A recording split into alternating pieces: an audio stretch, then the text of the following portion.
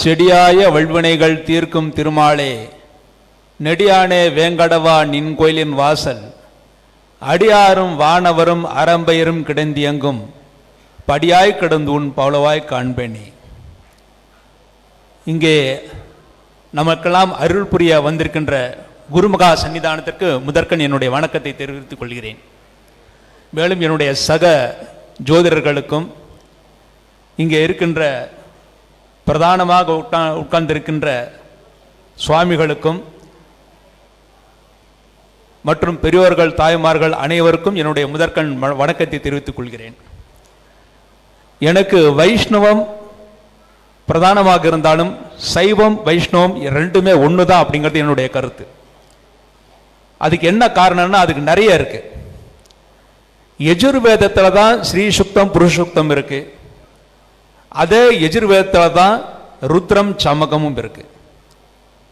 யஜுர்வேதத்தில் யஜுர்வேதத்தை கடைபிடிப்பவர்கள் ரெண்டுமே சொல்லிதாகணும். இதைத்தான் சொல்லுவேன், அது சொல்ல மாட்டேன் அப்படின்னு சொல்லக்கூடாது. அதனால இதில் பிரிவினையை செய்ய வேண்டிய, அதாவது வைஷ்ணவ யஜுர்வேதம்னோ சைவ யஜுர்வேதம்னோ ரெண்டு கிடையாது. இருக்கிறது ஒரே யஜுர்வேதம் தான்.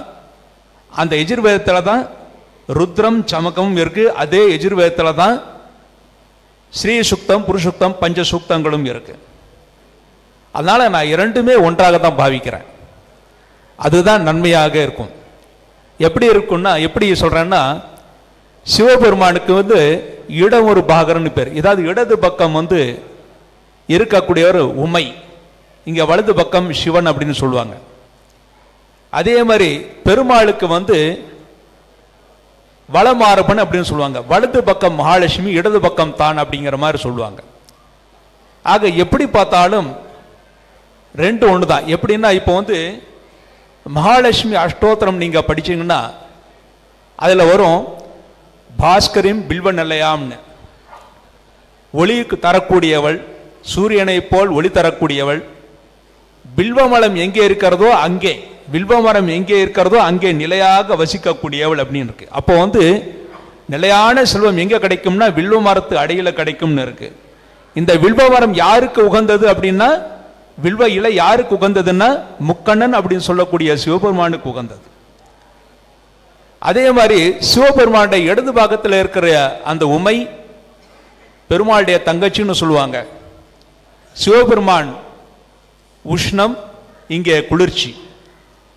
அந்த உமை அப்படிங்கிறப்போ அவர் பிறந்தது அப்படிங்கிறப்போ பொதுவாக சொல்லக்கூடியது பெருமாளுடைய தங்கை அப்படின்னு சொல்லுவாங்க. அப்போ பெருமாள் இருக்கிற இடம் பள்ளி கொண்ட பெருமாள், எங்கே திருப்பார்கடல்ல குளிர்ச்சியான இடத்துல இருக்கக்கூடியவர். அப்போ அந்த குளிர்ச்சி இங்க உஷ்ணம். அதே மாதிரி பில்வன்லயாம் அப்படிங்கிறப்போ அந்த மகாலட்சுமி, இங்க பெருமாள். அந்த இரண்டுமே ஒன்றுதான் அப்படிங்கிறது என்னுடைய எண்ணம். அது மாத்திரமல்ல, நம சிவாய அப்படிங்கிறது 5 எழுத்து மந்திரம். நம சிவாய 5 எழுத்து மந்திரம். ஓம் நமோ நாராயணாய அப்படிங்கிறது அஷ்டாட்சரம் 8 எழுத்து மந்திரம். ஆனா அந்த 8 எழுத்தை 5 வார்த்தைகளாக பிரிக்கிறோம். ஓம் நமோ நாரம் அயனம் ஆயன். இந்த 5 வார்த்தைகள் ஓம் அப்படிங்கிறப்போ அகார உகார மகாரம், அதாவது உருவாக்குதல், நிலைப்படுத்துதல், அழித்தல், இந்த மூன்றும் நடக்கின்ற இந்த உலகத்திலே நமோ அப்படிங்கிறப்ப நான் என்ற அகந்தை இல்லாத, நாரம் அப்படின்னா நரன் அப்படிங்கிறத மனிதன், நாரம் அப்படியே மனிதன், மனிதனை சேர்ந்த வர்க்கங்கள் அனைவரும், அயனம் சென்று அடைகின்ற இடத்திலே ஆயனாக இருக்கக்கூடியவன், அதாவது தலைவனாக இருக்கக்கூடியவன் என்று சொல்லுவாங்க. இதுதான் 5 வார்த்தைகள். ஓம் நமோ நாரம் அயனம் ஆயன். அதான் அஷ்டாட்சரமா ஓம் நமோ நாராயணாய அப்படின்னு இருக்கு. இங்க சைவத்தில் நம சிவாய அப்படிங்கிறப்போ 5 எழுத்துக்கள் அப்படிங்கிறது இருக்கு. நீங்க ஆழ்ந்து பார்த்தீங்கன்னா ரெண்டுமே ஒண்ணுதான். இது ஏன் சொல்றேன்னா, இப்போ சனி பகவான் இப்போ கன்னிக்கு கண்டக சனியா வர்றார். இது கண்டக சனி, கண்டக சனின்னு அர்த்தம் இல்லை. கண்டக சனிக்கும் கண்டக சனிக்கும் வித்தியாசம் இருக்கு. இப்போ தர்மசாஸ்தா ஐயப்பனை மணிகண்டன் அப்படின்னு சொல்லுவாங்க.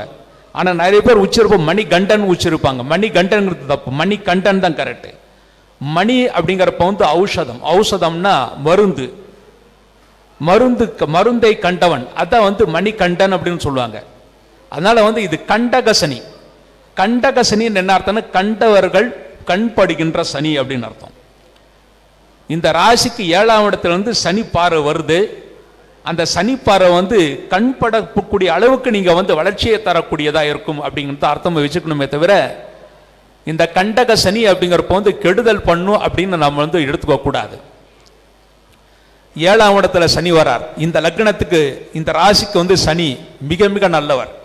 ஏன்னா புதனுடைய நட்சத்திரம், புதனுடைய ராசிக்கு வந்து ஒரு நல்ல கிரகம், அதாவது நட்பு கிரகம். அப்படின்னா முதல் நட்பு கிரகம் சனி பகவான் தான். அந்த சனி பகவான் வந்து உங்க ராசிக்கு வந்து பார்வையிட வர்றார். அப்ப என்ன ஆகுன்னா உங்களுடைய முன்னேற்றத்தை பார்த்து பலர் உங்கள் மீது கண்படுவார்கள். இந்த கண்டக சனி, கண்படக்கூடிய சனி அப்படின்னு அர்த்தம். இந்த சனி பகவான் உங்கள் ராசிக்கு 9ஆம் இடத்தை பார்க்கிறார். 9ஆம் இடம் அப்படிங்கிறப்ப வந்து தந்தை ஸ்தானம். இந்த உங்கள் வீட்டில் வந்து கன்னி ராசியில் ஒரு குழந்தை இருந்தால் தந்தைக்கு அந்த லாபஸ்தானத்தில் அந்த சனி பகவான் வர்றார். அப்போ வந்து தந்தைக்கு வந்து நல்ல லாபத்தை ஏற்படுத்தி கொடுக்கும் அப்படின்னு சொல்லுவோம். அடுத்து இந்த சனி உங்கள் ராசிக்கு 4ஆம் இடத்தை பார்வையிடுறார். 4ஆம் இடம் அப்படிங்கிறப்ப உங்களுடைய தொழில் ஸ்தானம், சந்தோஷஸ்தானம், சுகஸ்தானம், தாய் ஸ்தானம்.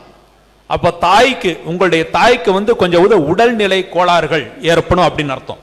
அதாவது உடல் வலிகள் ஏற்படும் அப்படின்னு அர்த்தம்.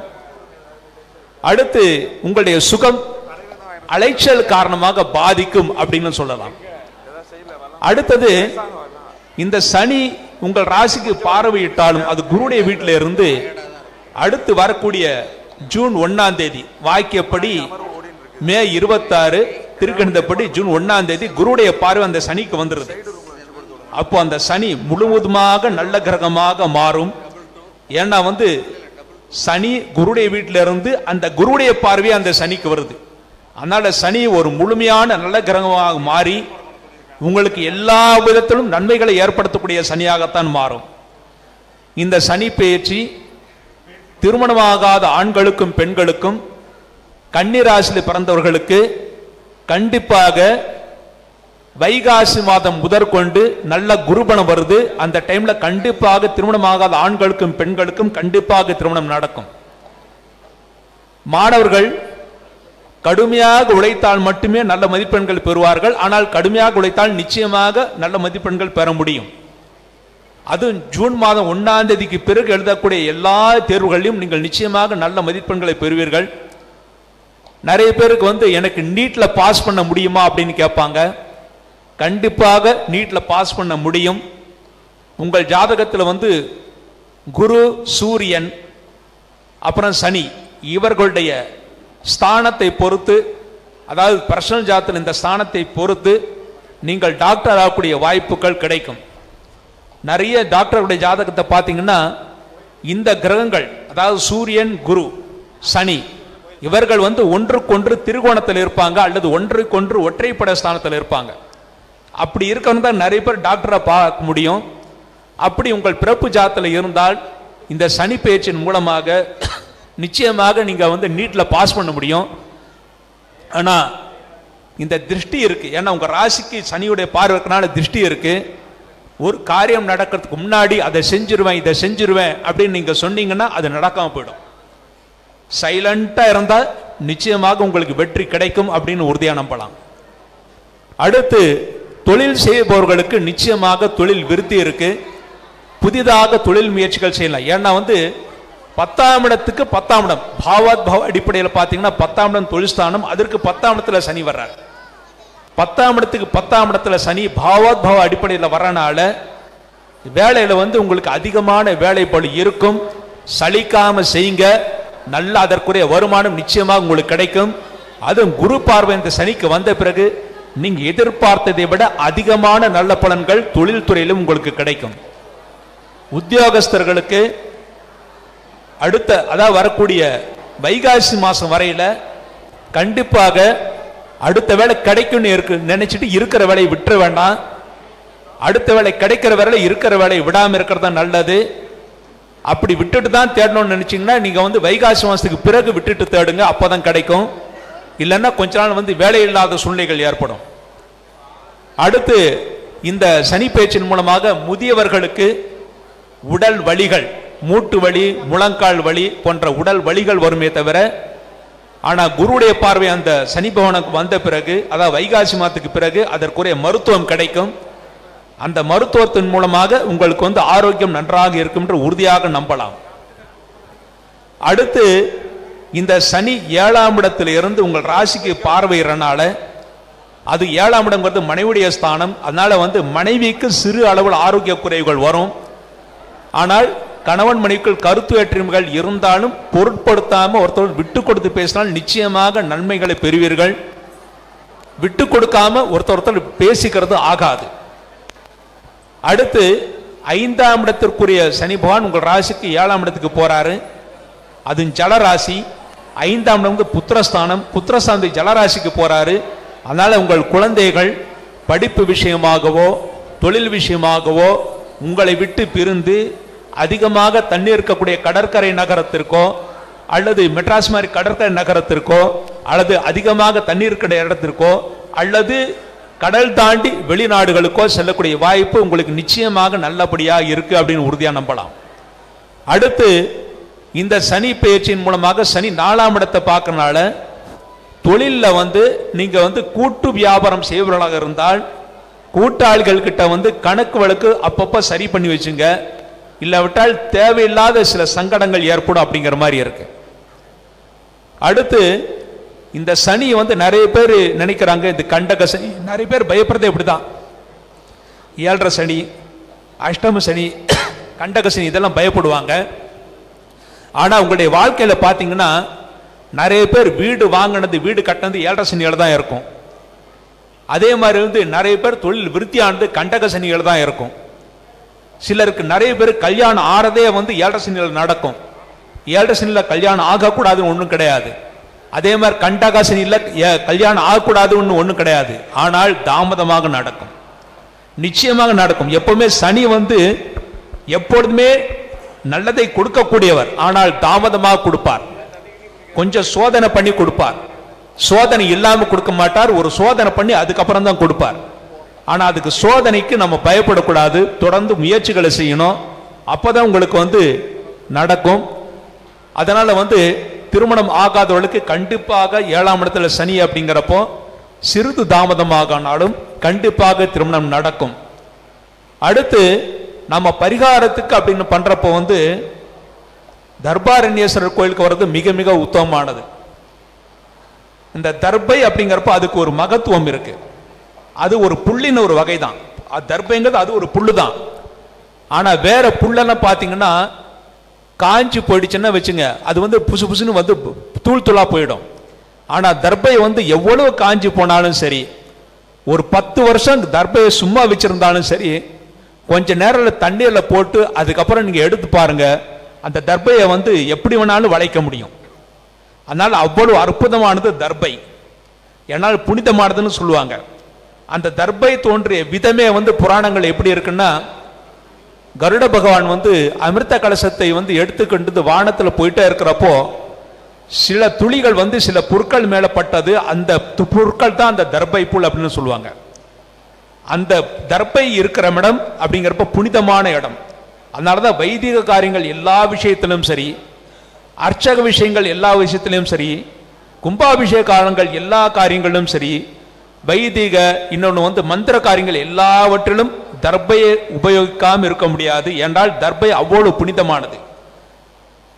அந்த தர்பையே வந்து சில தர்பைகளே புனிதமா இருக்கிறப்போ வந்து தர்ப ஆரண்யம், அதாவது வந்து இந்த காடே வந்து தர்பை காடாக இருந்து அதுல இருந்த சிவலிங்கம் அப்படிங்கிறப்ப வந்து எவ்வளவு புனிதமானதாக இருக்கும்னு நீங்களே யோசிச்சு பாருங்க. அப்படிப்பட்ட தர்பாரண்ய கோயிலுக்கு வந்து நீங்க வழிபட வேண்டிய முறை அப்படிங்கிறப்போ முதல்ல நல தீர்த்தத்துக்கு போங்க. நல தீர்த்தத்தில் வந்து சில காரியங்கள் செய்யறாங்க. நம்ம சில ஜோதிடர்கள் சொல்லி செய்யறாங்களா இல்லை அவங்களே செய்யறாங்களான்னு தெரியல. உடுத்தின துணியை அப்படியே வந்து தண்ணியில போடுறதுங்கிறது அது வந்து தர்மசாஸ்திரத்துக்கு விரோதமானது. உடுத்தின துணியை வந்து தண்ணியில போறது, அதாவது குளக்கரையில போறது வந்து தர்மசாஸ்திரத்துக்கு விரோதமானது.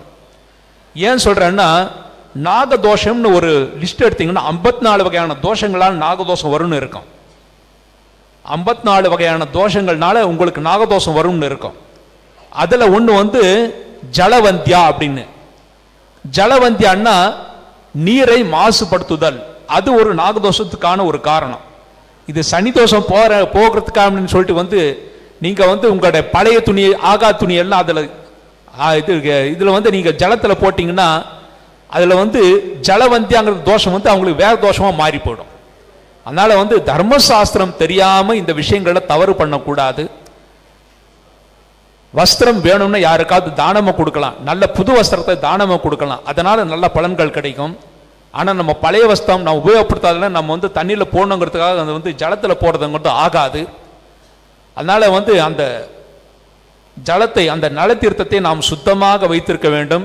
அந்த நலத்தீர்த்தத்தை வந்து தண்ணியில வந்து தெளிச்சுக்கணும், அதாவது தலையில தெளிச்சுக்கணும். நீங்க வந்து உங்களுக்கு இஷ்ட தெய்வத்தை எதை நினைச்சுக்கணும்னாலும் தெளிச்சுக்கலாம்.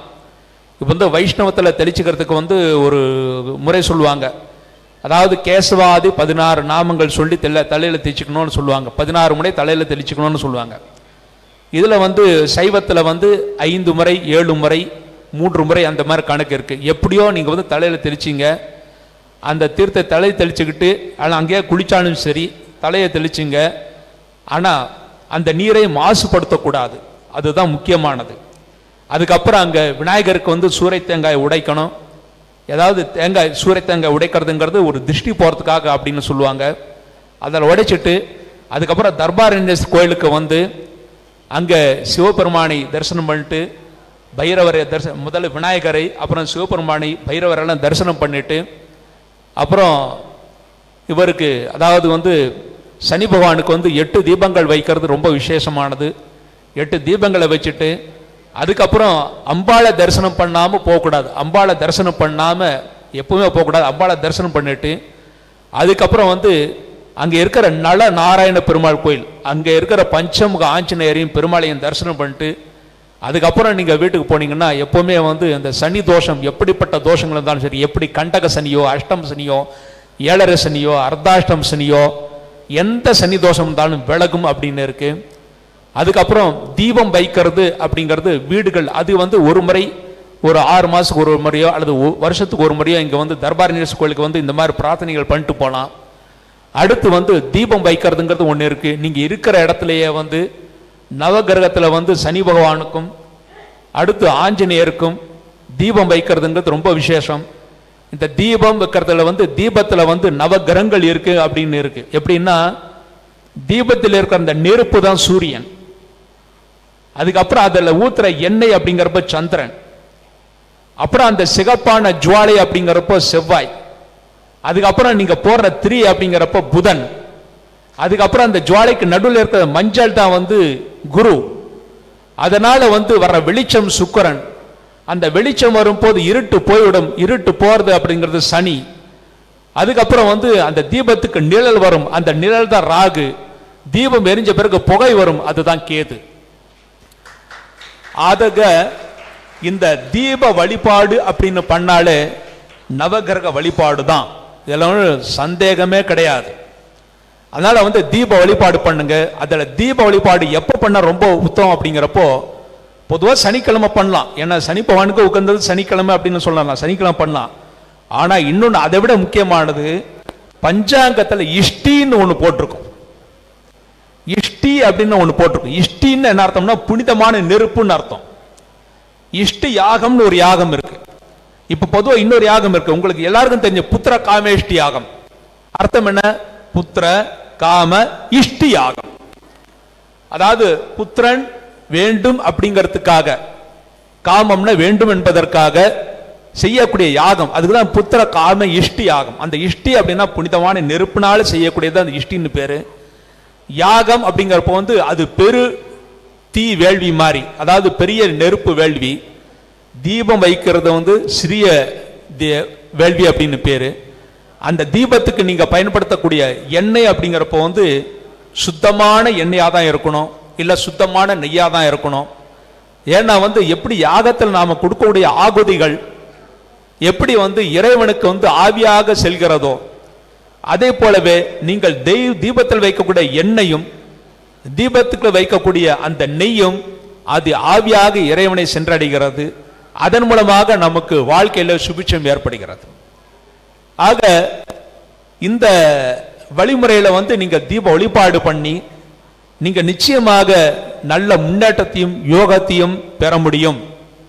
மேலும் இந்த கன்னிராசி அன்பர்களுக்கு இந்த அடுத்த சனி பெயர்ச்சி முறை வரை, அந்த அடுத்த சனி பெயர்ச்சி எப்போ வருதுன்னா வாக்கியப்படி அடுத்த சனி பெயர்ச்சி 24/4/2028, அதாவது 2028 ஏப்ரல் 24 திங்கட்கிழமை அன்னைக்கு அமாவாசை நாள், அன்னைக்கு பகல் 12 மணி 12 நிமிஷத்துக்கு அடுத்த சனி பெயர்ச்சி இருக்கு. அந்த அடுத்த சனி பெயர்ச்சி வரை கண்டிப்பாக உங்களுடைய வாழ்க்கை சுபிட்சமாக இருக்கும். அந்த சுபிட்சமாக இருப்பதற்காக எல்லோருக்கும் குருமகா சன்னிதானம் அருள் புரிய வேண்டும் என்று வேண்டி என்னுடைய உரையை நிறைவு செய்கின்றேன். நன்றி, வணக்கம்.